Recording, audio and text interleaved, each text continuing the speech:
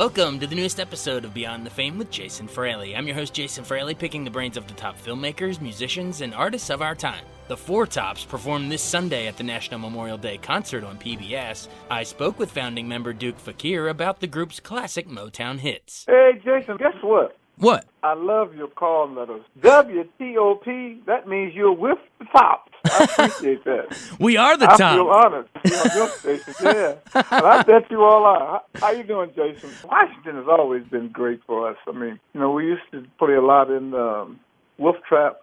Now we played at MGM, the new MGM down in Maryland. Great venue. But to be honored, to be invited to celebrate this great day, it's a real honor, honestly. Being a real patriot as I am and patriotic as I am, anytime we can do something on those kind of favorite days, and, you know, to honor the people that fought for our country, the ones that set up our country, and hey, man, and to let people remind them how blessed we are to have a country such as this, with so many different types of people. And all we have to do is just remember that this country is full of love for each other. You know, sometimes we forget that. You know, we just all need to pull together, stick together, and on a day like this, just remember, you know, that this country is we all come from somewhere. You know, Exactly. And that makes it all of us. This is our country, and we should love it and love each other as well. So it's an honor to be called to do something like this, you know, and especially on this station. My goodness, I couldn't ask for nothing better, you know. WTOP, get with it, baby. No, it's so. I love that you said that because, you know, especially in this town, it's like, you know, super divided. Everyone's talking left, right, but like we got to remember we're all on the same team. You know what I mean? We're all in the American team. Well, all across this country, people are talking that. But you know, that's really minor. If we would just really erase everything that's being said right now. Just remember how you were when you were a kid, and how things were when you grew up. And it's still the same. You know, it's just some words have divided us, and different things like that. But we're all in this together, and we all have to hold hands and let our hearts do the speaking for us. You know, and not words. Absolutely. Yep. And we're going to be holding hands and letting your music do the speaking for us. We have a ton of Four Tops fans here. Levi Stubbs passed away a couple years ago, but what made him so magical as the, you know, the front man back in the old days? Well, to me, because he could interpret lyrics as good as anyone. He had a great voice, and he had a great timbre in his voice, where it seemed like he would be pleading or crying or. And as a ballad, he you know, he could make the hair stand on your head and on your arms.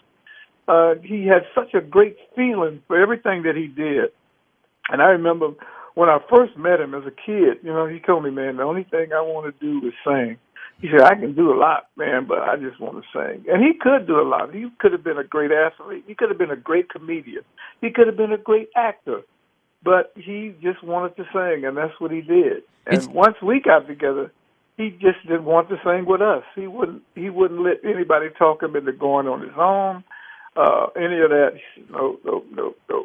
He said, this is it. This is it. And his character, along with his voice, are two of the greatest things about him that I remember. You said athlete. It's true. Didn't you guys meet like neighborhood football games? Oh, look, as a kid, he never played in high school sports. But I remember one time we were up in a summer resort, and the 100-meter dash man from Michigan was up there with his family, and we were talking and stuff, and somebody said something about, Levi's fast. This guy said, well, shit, I bet you I could beat him. Levi said, I bet you can't. So we all bet on Levi, and we marked off 100 meters, and Levi smoked him. He was about 19 years. I mean, smoked him, man, left him in the dust. In fact, that's when it was a dusty road. I was just killing myself. And I told him, I said, man, you could have been, you know, he said, man, look, let's go sing. He shut up. That's what he said. Well, that is an amazing story. Left him in the dust. How do you get from that point to, you know, pulling together the original, you know, members of the Four Tops and getting that record deal? Like, explain our listeners, maybe some of our younger ones, how the actual formation happened. Well, the formation happened. We were invited to a wonderful party by this girls' club, and the criteria for these girls to be in the club was they had to be fine, Fine, wonderful, beautiful, whatever you want to call it. So Levi and I were invited because we went to school where this club originated. But Levi and I said, well, look, let's get 2 other guys and let's sing for them as a group because they would want me and Levi to sing. So we said we'd be better if we had a group. So we thought about O.B. Benson and Lois Payton, who we knew sang in other groups around town. But we had known them, and they were, pretty much like we were, just guys looking for fine girls. So I knew what they were like, and I knew they could sing. So we invited them to come to the party and we just sang for them. And we knew we could kind of sing together because they're all very accomplished singers. And so we told Levi at the middle of the dance, the lady said, well, we got Levi and Duke here. They're going to sing a song. Levi said, well, we got a whole group. We're going to sing a song. So we said, Levi, just start singing. We'll back you up. And so we did. And everything just gelled. Our harmonies were perfect. Our blend was absolutely tremendous. So right then and there, they look, man, tomorrow morning when we leave the party, of course, let's put this group together. But our main goal that night was to have fun with the girls and dance and whatever else you could do after that, which worked out pretty good. Everything worked out to the positive. I would say so. Take us into when you first heard it on the radio. Like, I guess Baby, I Need Your Lovin' was the first one. Baby, I Need Your Lovin'. When I first heard that on the radio, it was, to me, just so amazing to finally hear us in such a great production. I mean, that was a great production for that time. I heard it on AM radio at that time, and I was in someone else's car. I couldn't afford a car at that time. And when I heard it, man, I was so excited. It just, it almost made me cry. But that was and it was a life-changing moment and a time in my life. So that probably is my favorite, even though we had some bigger hits. Like number ones across the world, like Reach Out and Sugar Pie Honey Bunch, which is I Can't Help Myself. Same old song.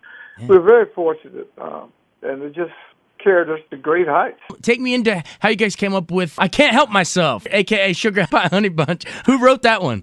Well, Holland, Dozier and Holland really wrote all those basic classic hits of ours. Holland, Dozier and Holland, they're the ones that had those 10 number ones for the Supremes and a few number ones for us. They were just great writers. I call them great tailors of music. They could produce and write for many of the Motown artists. And they all were different. They were all tailored, to your way of singing and your way of getting songs out. And they were just great. And they just knew how to write. And they had their ear tuned into the marketplace, evidently, because most of their songs were just tremendous hits at that particular time. My favorite little moment in any Four Top song, it's such a small little part, but it's in Reach Out, I'll Be There. It's right before you launch into the chorus, right before I'll Be There, there's that little ha, and it like launches in. I love the ha. Oh, yeah. For some reason, we came up with that in the studio, and the Holland and said, oh, wow, that's great. Who does the ha? That was all of us. Oh, I love it. Somebody started. I forgot which one did it first, and then we all did it. At the same time. I think it comes from Levi. Because he was good at doing different kind of expressions. I think it comes from him. I can't remember which one started, and then we all just did it together, and they, of course, mixed it perfectly. So, it's those little things that make it. It's for different generations. It's still, I guess it's the same old song, but honestly, we're all excited to see all the great hits out at the concert. So, thanks so much for taking the time to join us. You've been more than generous, and we'll see you out there, sir. All right, and just so proud, man. Proud to be an American. Proud to be able to celebrate, to the world if they would tune in and listen to us and my peers that will be performing that particular day. It's just a great event, Just open up your hearts and just remember, we're all Americans and we all come from somewhere. Our parents, our great-parents, our great-grandparents. So, we're all in the same boat. And if we just hold hands and let our hearts speak, we'll be all right. Absolutely. All right, buddy. Thank you, sir. Good to talk to you. I'm WTOP. I love it. Thanks so much for joining us on Beyond the Fame with Jason Fraley. Remember to hit the subscribe button and give us a 5-star rating if you like what you hear. We'll see you next time.